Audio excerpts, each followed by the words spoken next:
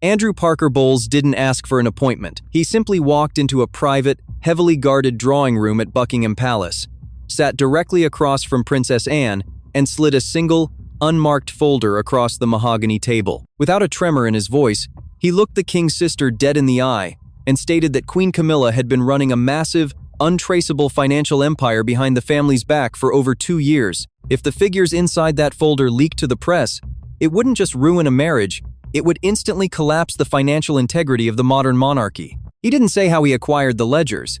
He deliberately left out why a financially ruined ex-husband was suddenly playing the role of a royal whistleblower in the middle of a rainy Tuesday afternoon. The very shield built to protect a queen was about to become the weapon that dethroned her. Before we uncover exactly how this shadow empire was constructed and the fatal mistake that brought it down, make sure to subscribe to Royal Signal so you don't miss a single piece of this unprecedented investigation. Princess Anne didn't flinch. She didn't gasp. And she didn't reach for the phone to alert King Charles. She knew rigid royal protocol dictated she have security remove him immediately for bypassing her diary management. But Anne is nothing if not pragmatic. She simply held his desperate gaze, pulled the folder closer, and opened the cover to look at the destruction inside. To understand the sheer magnitude of what was happening in that room, you have to understand exactly who Andrew Parker Bowles had become by that rainy Tuesday. He wasn't sitting across from Princess Anne as a concerned citizen, a moral crusader, or a loyal servant to the crown. He was sitting there as a desperate, cornered man. As Anne scanned the initial pages of the unverified folder, Andrew didn't try to dress up his motives with false nobility. He leaned forward and laid his cards on the table. His private investment firm was collapsing. A series of disastrous real estate ventures and plunging stock portfolios had left him completely underwater. He was drowning in debt, the specific kind of debt that inevitably attracts ruthless creditors and, shortly after, the merciless front pages of the British tabloids. Andrew was banking on a very specific, deeply hidden institutional reality. There is a long, highly classified history of the palace quietly absorbing the debts of extended royal affiliates. For decades, the firm has preferred to silently settle embarrassing financial disasters rather than let them become public spectacles that tarnish the monarchy by association. Andrew wasn't just dropping off a tip about his ex-wife. He was attempting a high-stakes trade. He was offering the palace the chance to contain a massive, catastrophic scandal in exchange for the ultimate royal bailout. He looked at Anne and made his position crystal clear. If this shadow network was exposed by an outside entity, the blowback wouldn't just destroy Camilla, it would shatter the public's fragile trust in the sovereign grant. He was offering them a head start to control the narrative, provided the palace erased his financial ruin first. This is the exact moment the tension in the room peaked. Princess Anne had to make a split-second psychological assessment. Was she dealing with a genuine whistleblower who had stumbled onto a sophisticated financial betrayal? Or was she looking at a drowning extortionist willing to fabricate ledgers to blackmail the crown? Anne's response is exactly why she is considered the most formidable, unshakable force within the royal family. She didn't negotiate, she didn't express outrage, and she certainly didn't offer him a single penny from the royal coffers. With cold, absolute authority, she told Andrew that she would retain the folder. She would investigate the claims internally, and only if she found undeniable, empirical proof of a breach would she decide on a course of action. She promised him absolutely nothing. No protection, no money, no immunity. She formally dismissed him. Andrew left the room with his shoulders slumped, his final, desperate gamble having seemingly failed. He had surrendered his only leverage and walked away empty-handed. But the moment the heavy doors clicked shut behind him, Anne's stoic demeanor vanished. She didn't call her trusted aides. She didn't alert the king. Instead, she walked over to the double doors of her private office and turned the lock. She switched her phone to silent, placed it face down on the desk, and pulled out the highly confidential royal expenditure ledgers. She was about to find out exactly how deep the rot actually went. The digital clock on the mahogany desk clicked past midnight as Princess Anne continued her solitary audit. The task before her was monumentally sensitive. She was looking for anomalies in the very accounts meant to represent the crown's public goodwill. In the official, public-facing ledgers, everything looked impeccably pristine. Millions of pounds were meticulously tracked under standard royal expenditure categories: community development grants, international charitable funds, and standard venue maintenance for royal engagement. But Anne had managed royal projects for decades. She knew what legitimate bureaucracy looked like, and she knew what a deliberate cover-up looked like. When she began cross-referencing the internal transaction logs against the official partner registries, the first major discrepancy emerged. A massive £2 million allocation, ostensibly earmarked for an educational development initiative in the Commonwealth, had been dispersed from a royal foundation. However, instead of going directly to the educational providers, the funds had been routed through 3 entirely separate corporate entities within a single 30-day window. The names on the digital transfers were completely unfamiliar to the Palace Procurement Office. Horizon Partners and Royal Legacy Holdings. They were private enterprises, completely absent from any official royal supplier lists. Yet they were receiving massive influxes of capital, only to pass them along immediately to the next layer. This wasn't a case of sloppy bookkeeping or administrative incompetence. This was highly sophisticated financial structuring, a deliberate attempt to create a labyrinth that would exhaust any casual auditor. Recognizing the constitutional danger of what she was uncovering, Anne refused to use the standard palace auditing staff. If word leaked that the Princess Royal was digging into the Queen Consort's financial management, it would trigger an immediate... Instead, she formed a highly covert, 3-person task force that existed completely outside the official palace grid. She summoned 3 individuals whose absolute loyalty to the crown was beyond question. A brilliant, retired forensic accountant who had spent 30 years auditing the Duchy of Cornwall, a discreet, trusted royal solicitor specializing in private corporate law, and her most loyal personal assistant. Meeting in the absolute secrecy of her private quarters under the cover of night, Anne looked each of them in the eye. She made the stakes chillingly clear. They were to initiate a completely off-the-books investigation into every single fund, charity, and commercial partnership overseen by Queen Camilla over the last 2.5 years. No other members of the royal family were to be notified, not even King Charles. Their mandate was simple yet terrifying: trace the ultimate destination of the money flowing through the intermediary companies, verify the true identities of the corporate directors, and uncover the exact nature of Camilla's involvement. The retired financial expert immediately recognized the danger. As he reviewed the preliminary 3-layer transaction map Anne had scribbled out, his face grew pale. He leaned over the desk and delivered a stark, professional warning. To uncover the true beneficial owners behind these anonymous holding companies, they would have to pierce corporate veils that were heavily protected by private banking laws. If they pushed too hard and their unauthorized intrusion was detected by the network's handlers, it wouldn't just be a family scandal. It would trigger a catastrophic institutional crisis that could fundamentally challenge the integrity of the sovereign grant itself. Anne didn't hesitate. She looked at the expert, her expression hard as flint, and ordered him to break through the firewall anyway. The investigation was officially live, and there was no turning back. To understand how a reigning Queen Consort could justify constructing a multi-million-pound shadow empire behind the back of the very institution she represented, you have to look past the crown and examine the scars beneath it. To the public, Camilla's ascent from royal outcast to Queen Consort looked like the ultimate triumph of patience.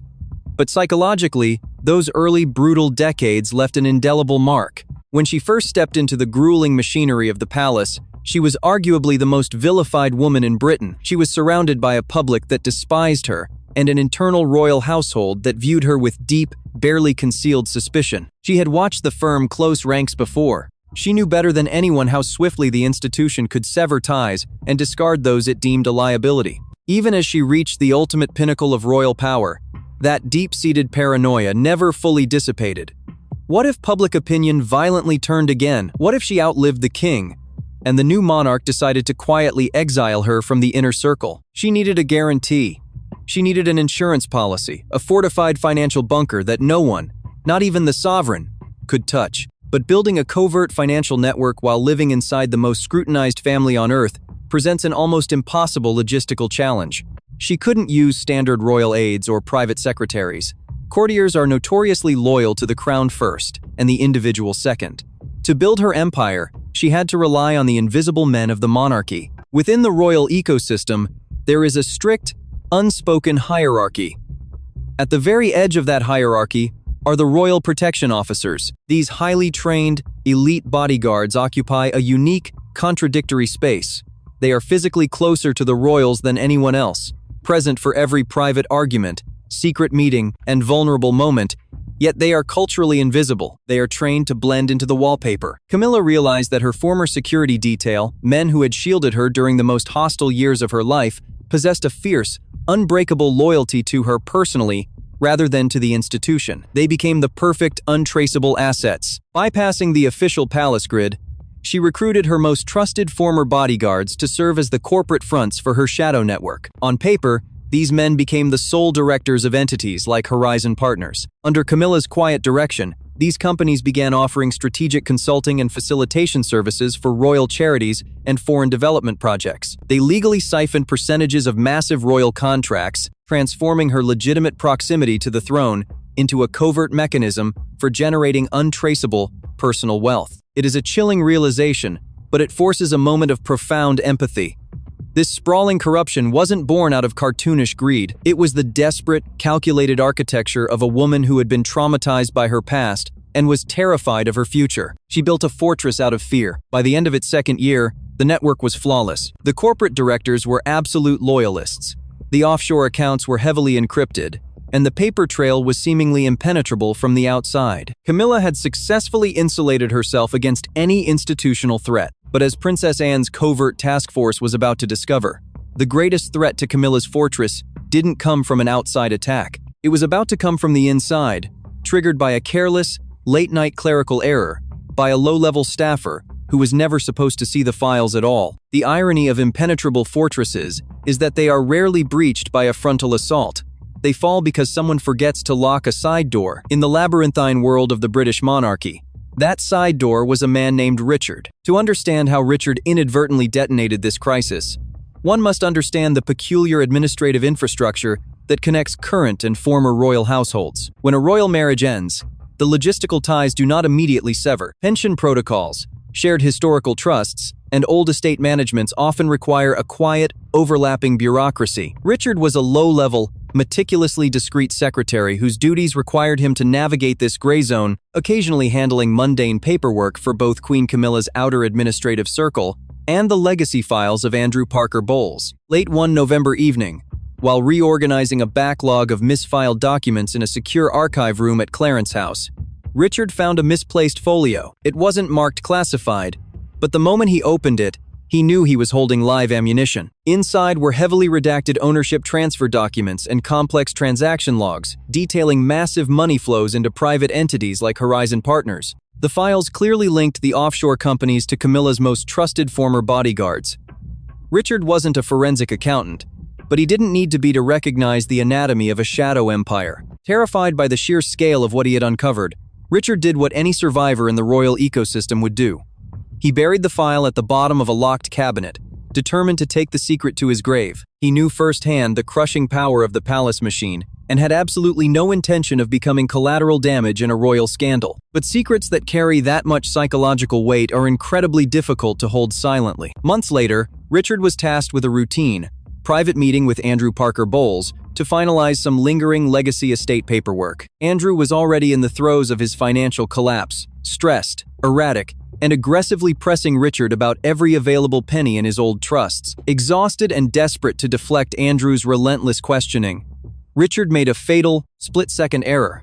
Trying to explain a delay in funding approvals, he vaguely referenced the new corporate entities protecting the Queen's interests. The moment the words left his mouth, the temperature in the room dropped. Andrew Parker Bowles might have been a failing investor, but he was a survivor of decades of royal maneuvering. He instantly recognized a discrepancy. The Queen Consort shouldn't have private corporate entities protecting her financial interests outside the sovereign grant. Like a starving predator smelling blood, Andrew relentlessly pressed the terrified secretary. He cornered Richard, manipulating his fear and extracting just enough fragmented details, names of the bodyguards, the scale of the money flows, the existence of the offshore holding companies to piece together the horrifying reality. His ex-wife was sitting on an untraceable fortune, while he was facing absolute ruin. Armed with this explosive intelligence, Andrew didn't go to the press. He went straight to the source. He bypassed the official royal diary and secured a deeply private, face-to-face confrontation with Camilla in her private sitting room. The dynamic between them was instantly volatile. Andrew, desperate and sweating, laid out exactly what he knew. He threatened to expose the entire shadow network to the British media unless she immediately transferred a massive sum to quietly save his collapsing firm. He thought he had the ultimate leverage. He thought he had trapped her. He was wrong. Camilla didn't panic. She didn't apologize, and she certainly didn't negotiate. Leaning back in her chair, She looked at the desperate man before her and simply laughed. Her response was a masterpiece of cold, calculated dominance. She told him he had absolutely no right to interfere in her survival. She dared him to go to the press, asking him with razor-sharp cruelty, who exactly did he think the British public and King Charles would believe? A deeply indebted, desperate ex-husband known for failed investments? Or the reigning Queen Consort of the United Kingdom? Defeated and humiliated, Andrew stormed out of the room, realizing his blackmail attempt had spectacularly failed. As he walked away, Camilla maintained her mask of impenetrable amusement. But the absolute second the heavy wooden doors clicked shut behind him, her smile vanished. Her eyes hardened into a look of absolute, terrifying clarity. Andrew was reckless, and a reckless man with nothing left to lose was a catastrophic liability. She immediately reached for a secure line, ready to initiate a devastating, scorched earth protocol. The retired financial expert had spent 30 years auditing the Duchy of Cornwall, untangling some of the most complex aristocratic trusts and legacy estates in Europe. He was a man who believed that numbers never lied and that every stolen pound eventually left a footprint. But as he sat in Princess Anne's dimly lit, off-the-books war room, staring at the transaction maps spread across the mahogany table, he felt a creeping, icy sense of defeat. He had finally hit the wall. Initially, the covert task force had made terrifyingly rapid progress. Just as the fragmented intelligence suggested, they had successfully pierced the first layer of the shadow network. They identified the corporate directors of Horizon Partners and Royal Legacy Holdings, confirming they were, in fact, Queen Camilla's most fiercely loyal former protection officers. It was a massive breakthrough. But finding the names of the frontmen was the easy part. Following the actual capital was where the forensic nightmare truly began. To understand why the investigation stalled, you have to understand the excruciating legal complexities of crown entities interacting with offshore tax havens. Domestically, royal finances are subject to rigorous, unyielding scrutiny. But Camilla's network didn't keep the money in Britain. The expert discovered that the moment the funds passed through the bodyguard's front companies, they were instantly wired into a sprawling web of anonymous overseas holding companies in jurisdictions completely immune to British financial law. This is the ultimate jurisdictional nightmare for the palace. The British Crown cannot legally compel the unmasking of beneficial owners in sovereign tax havens without formally involving international financial authorities. And the moment Princess Anne requested an international subpoena, the completely secret investigation would become a matter of public, global record. The monarchy would be dragged into an international money laundering probe. Camilla had brilliantly weaponized the palace's own need for secrecy against them. And then, things got exponentially worse. As the expert dug desperately for a domestic mistake, he realized the digital paper trail was actively dissolving right in front of his eyes. Because of Andrew Parker Bowles's reckless confrontation, Camilla had already initiated her countermeasures. Server logs were being wiped. Accounting records from 2 years ago were abruptly altered, and flawlessly disguised retrospective invoices began appearing in the system to justify the massive cash outflows. The expert realized with a sinking stomach that they had been completely outplayed. He gathered his files, walked into Princess Anne's private office, and delivered the bitter truth. He told the king's sister that the financial audit was dead, Camilla's offshore firewall was impenetrable, and the remaining domestic documents had been expertly sanitized. He looked Anne in the eye and stated plainly that paper would never convict the Queen Consort. Any discrepancy could easily be written off by highly paid lawyers as a clerical error by overzealous subordinates. For a long moment, Princess Anne said absolutely nothing. She simply stared out the window at the rain-slicked London streets. Then, the frustration in the room suddenly evaporated, replaced by a cold, high-stakes thrill. Anne realized that if the paper was protected, they had to break the humans guarding it. They needed a confession. The Princess Royal immediately shifted the entire nature of the operation. She was no longer running a financial audit. She was initiating an active espionage sting. To bypass Camilla's firewall, Anne deployed her most dangerous, tightly held asset, a former elite royal security officer who operated entirely in the shadows. This was a man who spoke the exact same language of loyalty and threat as Camilla's inner circle. He was tasked with one impossible mission: make direct contact with Edward, the ex-bodyguard who served as Camilla's primary fixer and the absolute linchpin of her shadow empire, operating under the guise of an incredibly lucrative business cooperation regarding a Middle Eastern real estate venture. Anne's operative reached out. To the task force's surprise, Edward didn't hang up. A meeting was arranged. The trap was officially set, but the danger was catastrophic. The rendezvous was scheduled for the following afternoon in a quiet, secluded corporate office in the London suburbs. Edward was highly trained in counter-surveillance, naturally paranoid, and fiercely protective of the Queen Consort. If Anne's operative pushed too hard, asked the wrong question, or made a single microscopic slip in his cover story, Edward would instantly realize it was a setup. And the second he did, Camilla would know that Princess Anne was hunting her. The nondescript, short-term rental office in the quiet London suburbs was chosen for a very specific reason. It was entirely off the royal grid. There were no palace courtiers, no armed guards, and no royal standard flying above the door. It was a sterile, utterly forgettable corporate space, making it the perfect battleground for a psychological war between two men who were trained never to lose. When Princess Anne's operative walked into the room, Edward was already seated.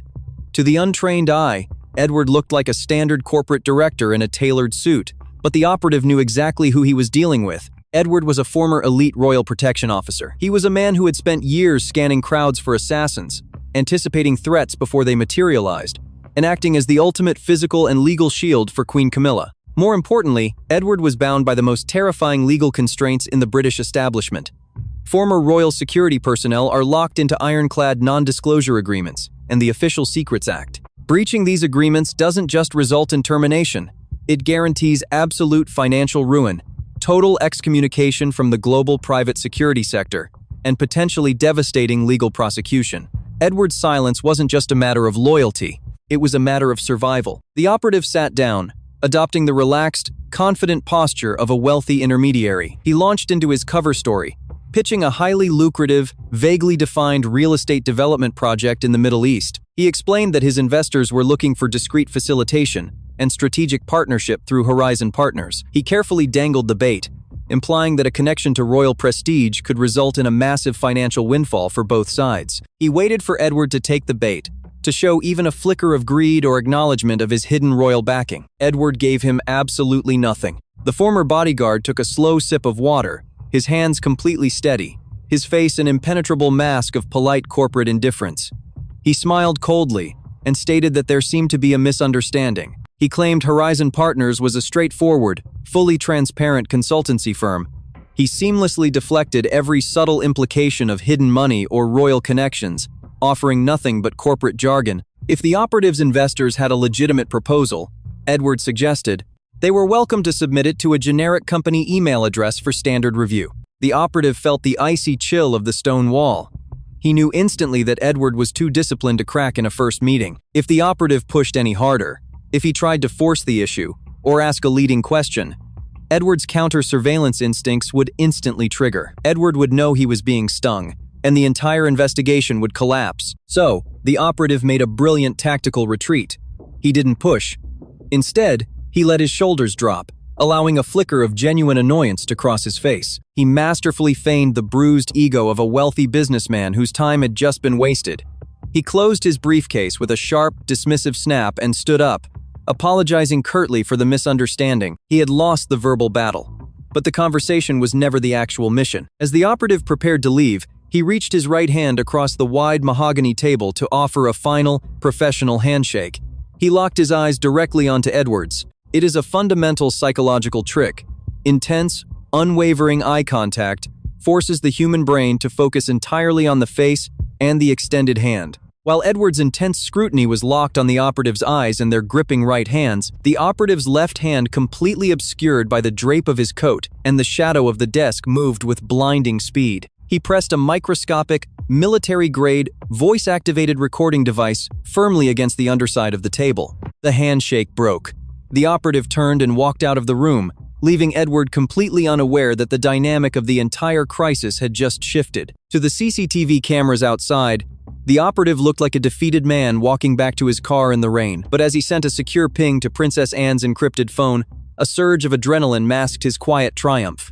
The bug was live. The trap was successfully armed. But as Princess Anne received the signal in her locked office, she knew they were now relying on a terrifyingly massive gamble. The device was planted in Edward's territory, but Edward wasn't the ultimate target. For this trap to actually work, they needed the Queen Consort herself to feel so panicked, so utterly desperate to control the fallout, that she would abandon the heavily fortified walls of Clarence House and walked directly into that exact suburban room. The internal security apparatus of Clarence House is arguably the most sophisticated private intelligence network in London. A reigning Queen Consort is never truly in the dark.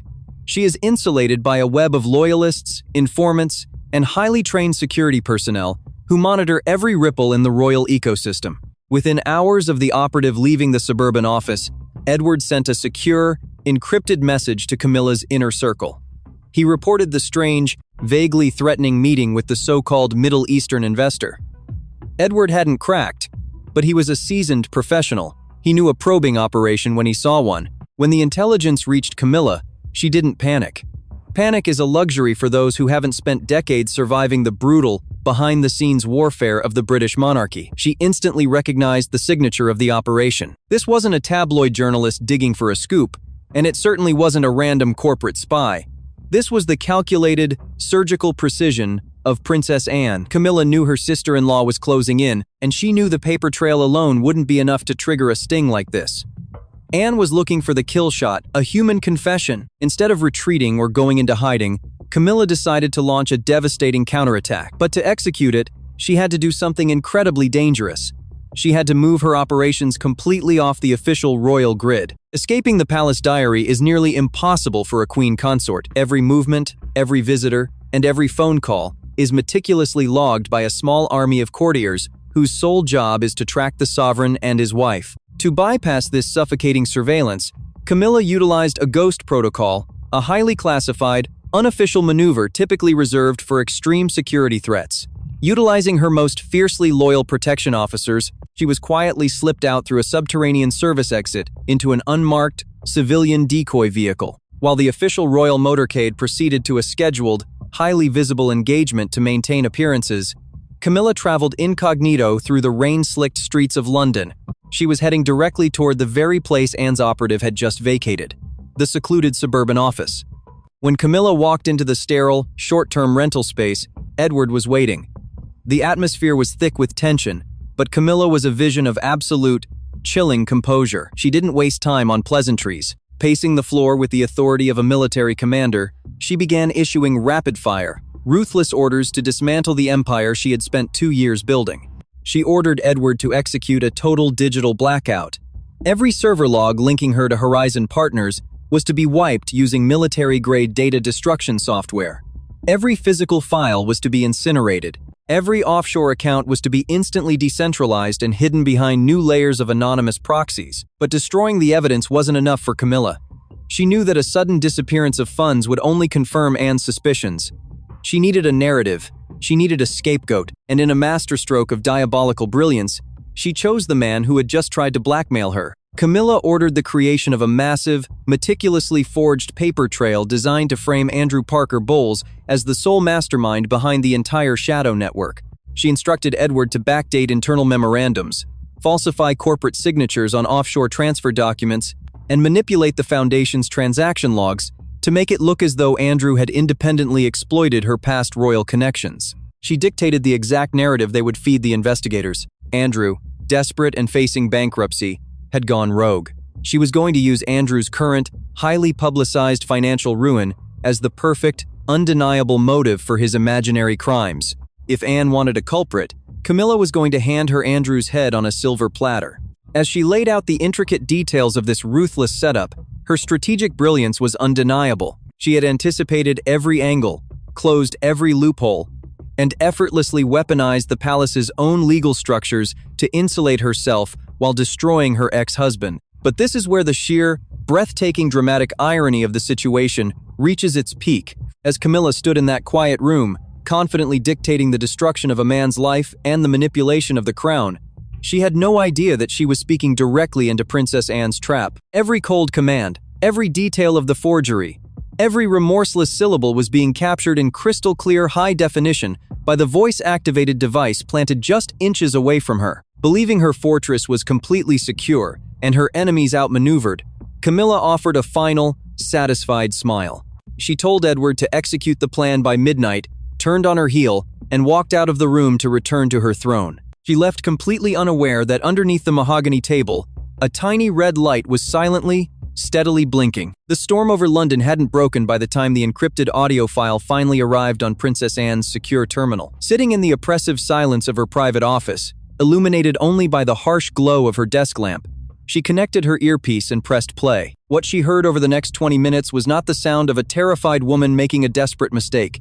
It was the sound of a seasoned tactician orchestrating a slaughter. Camilla's voice echoed in the quiet room with crystal-clear fidelity. Anne listened as her sister-in-law rapidly commanded the destruction of digital servers, the burning of ledgers, and the decentralization of offshore accounts. But the true horror, the element that made Anne's blood run cold, was the chilling, remorseless tone with which Camilla ordered the forgery of documents to frame Andrew Parker Bowles. There was no hesitation in the Queen Consort's voice, no flicker of moral conflict. She was casually, efficiently directing the complete annihilation of a man's reputation and freedom to save her own skin.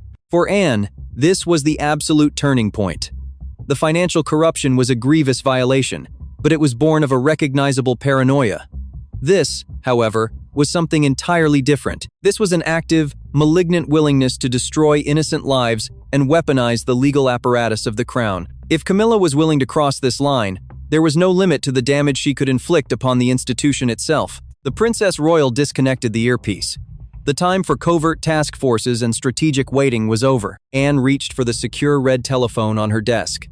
She was about to do something that is almost never done in the modern era. Within the rigid constitutional protocols of the British monarchy, a reigning sovereign is only woken in the middle of the night for three specific reasons: a declaration of war, a catastrophic state emergency, or the death of a senior royal. Standard procedure dictates that even urgent matters must wait for the morning box, filtered through the king's private secretary. But Anne didn't call the private secretary. Invoking her unique, unassailable position as the Princess Royal and the king's sister, she bypassed the entire bureaucratic shield of the palace. She contacted the king's personal page directly, issuing a code that denoted a supreme familial emergency. Charles was to be woken immediately. Carrying a single digital drive containing the audio file, Anne walked through the cavernous, silent corridors of Buckingham Palace. The weight of what she was about to do pressed heavily on her shoulders.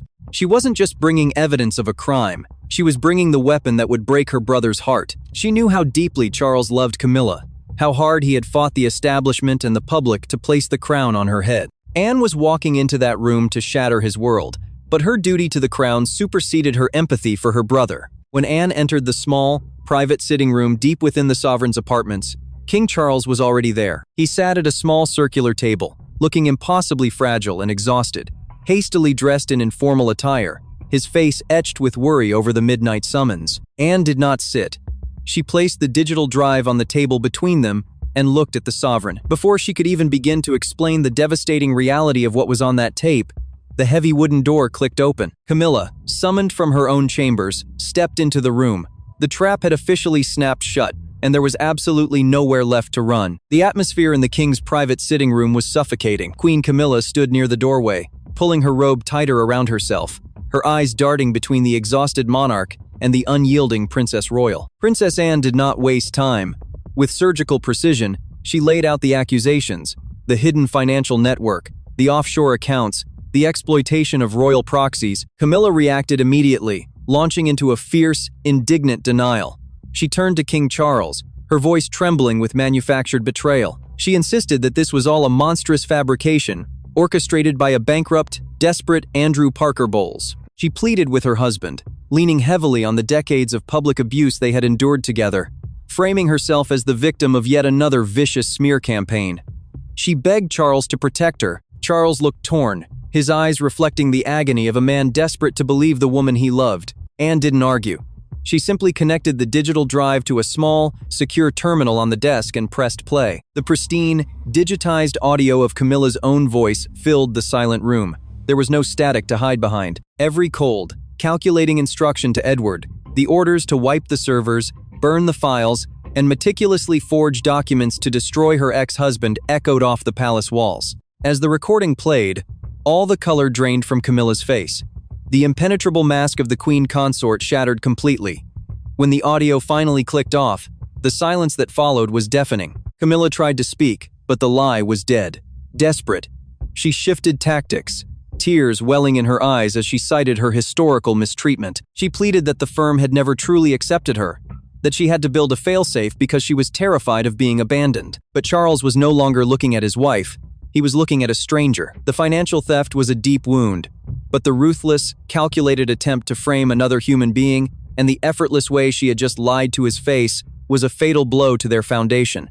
Speaking with the absolute, chilling authority of the sovereign, Charles delivered his verdict. Utilizing his unilateral constitutional power over the privy purse and royal domains, he instantly severed her access to all unofficial funds. He ordered a deeply classified, sweeping internal review of every charity and patronage bearing her name.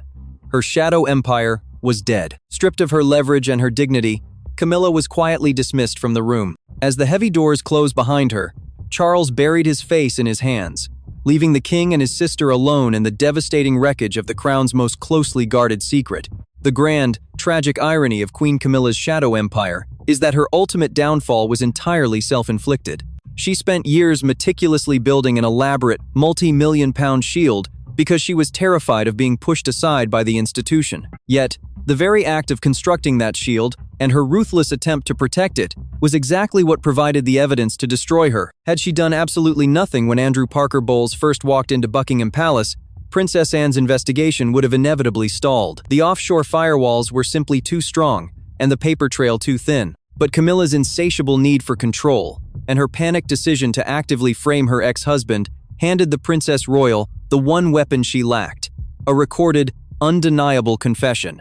While the palace machinery immediately closed ranks, quietly restructuring the crown's finances and burying the scandal deep within classified internal audits, the psychological damage was irreversible. The crisis never reached the British public, but the trust at the heart of the monarchy was permanently shattered. In the end, the contrast between the two women defined the entire crisis. One frantically built a towering fortress of lies until it collapsed under its own weight, while the other quietly and patiently waited for the truth. Camilla had spent decades fighting to secure her place on the throne, only to lock herself inside a cage of her own making.